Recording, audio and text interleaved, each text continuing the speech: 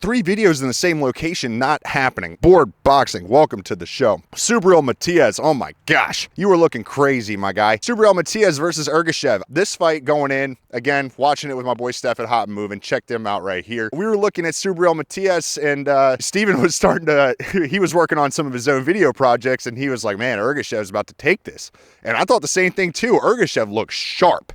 I mean, those initial combos in round one and even round two were sharp. Matias, though, chin like a cinder block, just didn't respect the power at all, kept moving forward. I mean, he had some head movement, but he wasn't exactly being the most defensively responsible. He was just moving forward. Ergashev wasn't able to create the space, neither with his footwork or with the jab, and that just kind of kept Matias coming. It didn't stop him at all. When it started to get into round three, round four, we started to see the walls crumble. We started to see things just start to cave in. You could see where Ergashev was not, he just wasn't prepared to deal with this level of pressure. Someone who didn't respect his power at all. And again, the first two rounds, I mean, this guy is throwing sharp, crisp combos, framing him up, keeping him away. He cut an angle every now and again, but Matias was basically in front of him the whole time. And at the first two rounds, he was just having his way with them. It almost felt like Matias was just waiting for him to tire out. And at 140, that's a ballsy move. These guys have cardio for days at 140, 135 especially. Subriel Matias definitely gets his stock upped,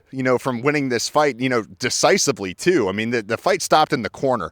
And I was surprised to see it stop in the corner. I heard the corners talking. He said something about his leg, and then something about his hip, I think, or his arm. That's what the commentators were saying anyway. I mean, dude, you were getting beat up.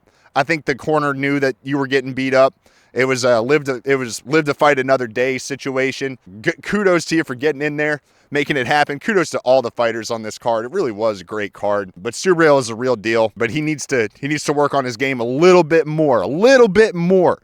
He's not the most defensively responsible. He doesn't really cut away. I don't know if the game plan was to overwhelm Ergashev because they understood his problems with creating distance. I think Subriel is up there in the 140 range. I would actually really like to see him versus like a Teofimo or a Devin Haney at this point, because I think that the style between Devin Haney and Matias would actually create some really great moments in that fight. And I think Devin would be forced to protect himself the same way he did against Loma, because Loma, again, likes to throw a lot of combinations, a lot of output, a lot of volume, really get up in your face, and it forced Devin Haney to respond. I think Matias could do that with Devin Haney as well, but being the younger guy, I think that Matias could actually cause more of a problem for Devin Haney, if that makes any sense. So kudos to Subriel Matias. You're a dog. Ergashev, back to the drawing board. I would still like to see you again, because I really was just thoroughly impressed with the combo work you were putting together in those first two rounds. Not impressed with how you gave up on the stool,